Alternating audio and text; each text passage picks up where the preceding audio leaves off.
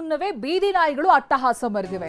ಬೆಂಗಳೂರಿನಲ್ಲಿ ಬೀದಿ ನಾಯಿಗಳ ದಾಳಿಗೆ ವ್ಯಕ್ತಿಯೊಬ್ಬರು ಬಲಿಯಾಗಿದ್ದಾರೆ.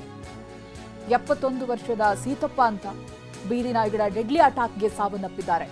ಕೊಡಿಗೆಹಳ್ಳಿ ಪೊಲೀಸ್ ಠಾಣಾ ವ್ಯಾಪ್ತಿಯಲ್ಲಿ ನಡೆದಿರುವಂತಹ ಘಟನೆ ಇದು. ನಿನ್ನೆ ವಾಕಿಂಗ್ಗೆ ಅಂತ ಹೋಗ್ತಾ ಇದ್ರು ಸೀತಪ್ಪ ಅವರು. ಅವರ ಮೇಲೆ ನಾಯಿ ದಾಳಿ ಮಾಡಿದೆ. ಎಷ್ಟು ಮಟ್ಟಿಗೆ ಅಂತ ಹೇಳಿದ್ರೆ ಸೀತಪ್ಪ ಅವರ ಕೈ ಕಾಲು ಮುಖವನ್ನ ಕಚ್ಚಿದಾವೆ ನಾಯಿಗಳು. ಕೈ ಕಾಲಿನ ಅರ್ಧ ಮಾಂಸನೇ ತಿಂದ್ವಿ ಅಂತೆ ನಾಯಿಗಳು. ಒಂದೆರಡಲ್ಲ, 8ರಿಂದ 9 ಬೀದಿ ನಾಯಿಗಳಿತ್ತು ಅನ್ನೋದು ಗೊತ್ತಾಗ್ತಾ ಇದೆ. ಇನ್ನು ಸಾವನ್ನಪ್ಪಿದಾರಲ್ಲ ಅವ್ರ ಸೊಸೆ ಮಾತನಾಡಿದ್ದಾರೆ. ನಮ್ಮ ಮಾವನನ್ನ ನಾಯಿಗಳು ಕಚ್ಚಿ ಕಚ್ಚಿ ಸಾಯಿಸಿವೆ, ನಾಯಿಗಳು ಕಚ್ಚಿನೇ ಅವರು ಸಾವನ್ನಪ್ಪಿದ್ದಾರೆ. ಈ ಹಿಂದೆ ಕೂಡ ಅದೇ ರೀತಿಯ ಘಟನೆ ಆಗಿತ್ತು ಅಂತ ಸೊಸೆ ಹೇಳ್ತಾ ಇದ್ದಾರೆ. ನಮ್ಮ ಪ್ರತಿನಿಧಿ ಶಾಂತಮೂರ್ತಿ ಅವರನ್ನ ಮಾತನಾಡಿಸಿದ್ದಾರೆ, ಬನ್ನಿ ನೋಡೋಣ.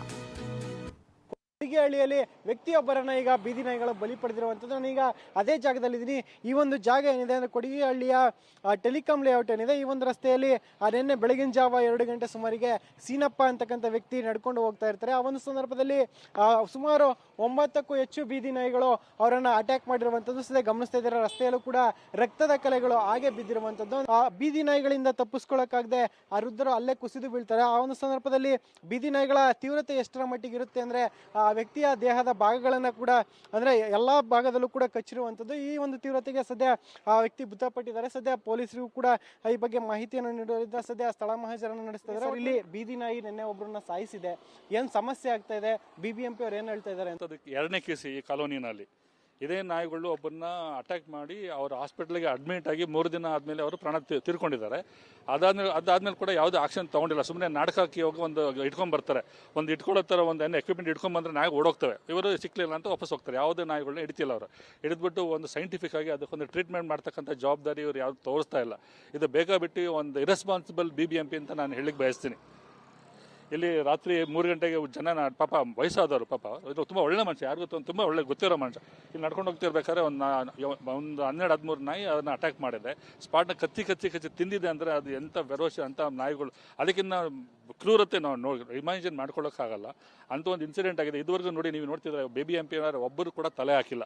ಇಂಥವ್ರು ಇರಬೇಕು, ಇವ್ರು ನಾಣಕೊಂಡು ಸಾಯ್ಬೇಕು ಇವರಲ್ಲ, ಹೇಳ್ತೀನಿ. ಮುಖ ಪ್ರಾಣಿಗಳಿಗೆ ಅನುಕಂಪ ತೋರಿಸ್ಬೇಕು, ಎಲ್ಲ ನಿಜ. ಅವುಗಳಿಂದ ನಮಗೆ ತೊಂದರೆ ಆದಾಗ ನಮ್ಮನ್ನು ನಾವು ರಕ್ಷಣೆ ಮಾಡ್ಕೊಳ್ಳೋಕ್ಕೆ ನಮ್ಗೆ ಯಾರಾದರೂ ಸಪೋರ್ಟ್ ಬೇಕು. ಇವು ಬರೋದು ಎಷ್ಟು ಗಂಟೆಗೆ ಅಂದರೆ 10 ಗಂಟೆ ಮೇಲ್ಪಟ್ಟು ಇವು ಹೊರಗಡೆ ಬರ್ತವೆ. ಸಿಂಗಲ್ ಒಂದೊಂದೇ ಬರೋದಿಲ್ಲ ಸರ್, ಒಂದು 5-6 ಮೊನ್ನೆ ಬಂದಿರೋದಂತೂ ನಿಜವಾಗ್ಲೂ ಕರುಳು ಕಿವುಚ್ಕೊಂಬರ. ಆ ಜಾಗದಲ್ಲಿ ನಾನೇ ಇದ್ದಿದ್ರು, ನೀವೇ ಇದ್ದಿದ್ರು, ಯಾರೇ ಇದ್ದಿದ್ರು ಕಷ್ಟಪಡಲೇಬೇಕಿತ್ತು. ಆ ಜೀವ ಹೋಗೋವಾಗ ಅಷ್ಟೊತ್ತಲ್ಲಿ ಯಾರು ಓಡ್ ಬರ್ತಾರೆ, ಅದು ಮುಗಿಸೇ ಬಿಟ್ಟಿದೆ ಸರ್. ಬರೋಷ್ಟರಲ್ಲಿ ಮುಗ್ದೇ ಹೋಗಿದೆ. ಒಂದು ನಾಯಿ ಬೋವ್ ಅಂದ್ಬಿಟ್ರೆ ಒಂದು 15 ನಾಯಿ ಅಲ್ಲಿ ಉತ್ಪತ್ತಿ ಆಯ್ತವೆ. ಯಾವ ಮೂಲೆ ಈ ಮೂಲೆಯಲ್ಲಿರೋ ಎಲ್ಲ ನಾಯಿಗಳು ಬಂದ್ಬಿಡ್ತವೆ. ಈ ನಾಯಿಗಳು ಸಮಸ್ಯೆಗಳು ಬಂದ್ಬಿಟ್ಟು ಇವತ್ತಿಂದಲ್ಲ ಸರ್, ಸುಮಾರು ವರ್ಷದಿಂದ ಹಿಂಗೆ ಇದೆ. ಯಾರು ಕೇರ್ ಮಾಡಲ್ಲ, ಯಾರು ತಲೆ ಕೆಡಿಸ್ಕೊಳಲ್ಲ. ಯಾರು ಈ ಥರ ಸತ್ತಾಗ ಏನಾರು ಇದ್ರ ಬಗ್ಗೆ ಸ್ವಲ್ಪ ಇದು ಮಾಡ್ತಾರೆ ಅಷ್ಟೇ, ಮತ್ತೆಲ್ಲ ಹಂಗೆ ಸುಮ್ಮನೆ ಆಗೋತಾರೆ. ಮತ್ತೆ ಇದೇ ಥರನೇ ಆಗ್ತಾ ಇರ್ತದೆ ಅದು.